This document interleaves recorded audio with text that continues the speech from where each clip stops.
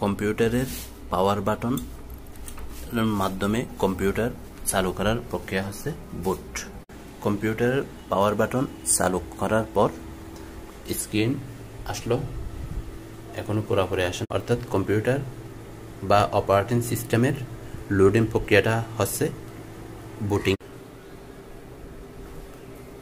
তাহলে power button on করার পর স্ক্রিন আসা পর্যন্ত এখানে যে প্রক্রিয়াটা হয়েছে অর্থাৎ সিস্টেমের লোডিং প্রক্রিয়া, এটাই হচ্ছে বুটিং।